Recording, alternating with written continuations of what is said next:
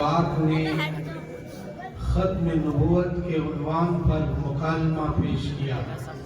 جب آپ حضرات مکالمہ سماعت فرما رہے تھے تو آپ کے ذہن میں ضرور یہ بات آ رہی ہوگی کہ حال میں یا مستقبل میں یہ ساری طالبات اسکول اور کالجز میں پڑھنے کے لیے جائیں گی۔ اسکول تو فی الحال پڑھ رہی ہے،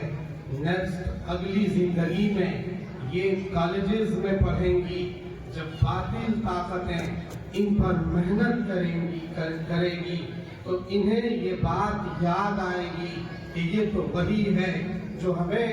فاؤنڈیشن کے ایک استاذ نے بتایا تھا کہ اس دھرتی آکاش میں کوئی پیغمبر نیا نہیں آنے والا ہے۔ تو آج ہم تمہاری بات ماننے والے نہیں ہیں۔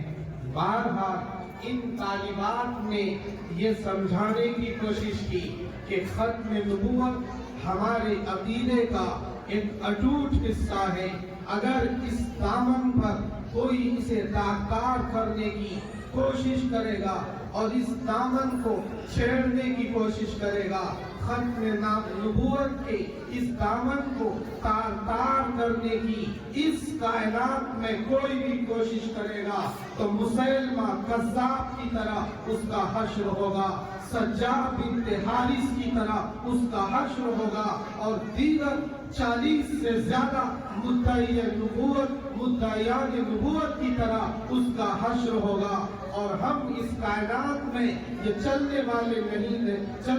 نہیں دیں گے، اس لیے کہ ابھی اس چراغ کا نور باقی ہے جو چراغ دیوبند کی سرزمین سے شیخ الہند نے جلایا تھا، جو چراغ بغداد سے ہوتے ہوئے مدینے کی زمین سے نکل کر مکے کی سنگلاخ سرزمین سے نکل کر جو دریائے نیل کے ساحل سے ہوتے ہوئے بغداد کی گلی کوچوں میں جو چراغ جلا تھا، جو چراغ بغداد سے نکل کر بخارا اور سمرقند کی طرف پہنچا، جو چراغ سمرقند سے لے کر ماوراء النہر کے علاقوں کو روشنی دے رہا تھا، جو چراغ ماوراء النہر سے لے کر افغانستان کے راستے ہوتے ہوئے سندھ کی دھرتی پر آیا، جو چراغ دریائے ہند کو کراس کر کے دلی کی سرزمین پر آیا اور دلی سے دیوبند اور دیوبند کی نشأت ثانیہ کی دوسری تحریک نے سارے عالم نے جو چراغ جلایا، اس چراغ کو گل نہیں کیا جا سکتا جب تک یہ بچیاں اسی طرح سے آیت کریمہ کی تلاوت کرتی رہے گی، گنگناتی رہے گی، تب تک اس چراغ کو کوئی گل نہیں کر سکتا۔ آج ہم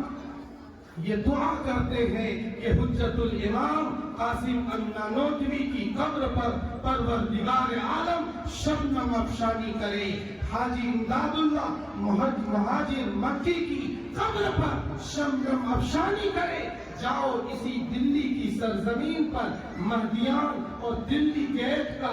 سفر کرو، وہاں نظارہ کرو، وہ روحیں وہاں مدفون ہے جن روحوں نے انگریزوں سے آنکھ میں آنکھ ملا کر انہیں یہ سمجھانے کی کوشش کی کہ جو چراغ بغداد سے،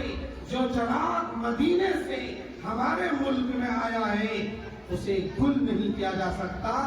اسی دریا سے اٹھتی ہے وہ موج تند جولا بھی، نہنگوں کے نشیمن جس سے ہوتے ہیں تہو بالا۔ میرے عزیز دوستو، اب میں بلا کسی تاخیر کے ہم اپنے ہی فاؤنڈیشن کے ایک طالب علم محمد ابو بکر، جنہوں نے صرف 1 سال سے کچھ مہینوں کے بعد، یعنی 1 سال چند مہینوں کے اندر انہوں نے پورے قرآن کا حفظ کمپلیٹ کیا، یہ ہونہار طالب علم محمد ابو بکر ابن محمد وسیم قریشی برادران کا یہ بچہ ہے۔ آج مجھے اس بات پر بھی گرو ہے کہ اس بچے نے قرآن کریم کمپلیٹ کیا۔ میرے عزیز ساتھیوں، جب مائیں اپنے بچوں کو فجر کی اذان پر تھپتھپا کر سلاتی ہے، تب اس بچے کی ماں انہیں جگاتی تھی کہ بیٹا اٹھ، تیرے استاذ کا فون آ رہا ہے۔ بیدار ہو جا، تیرے استاد محترم تجھے یاد کر رہے ہیں، اٹھ جا، تجھے سبق سنانا ہے۔ آج اس بھری محفل میں سلام کرتا ہوں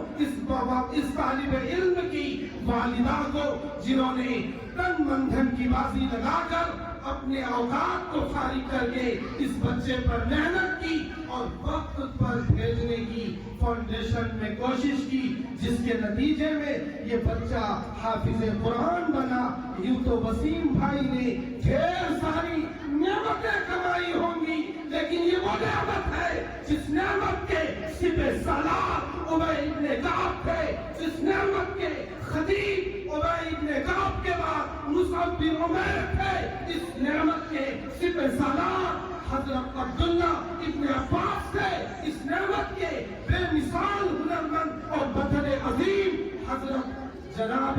محمد رسول اللہ کے شاگرد خاص، جنہیں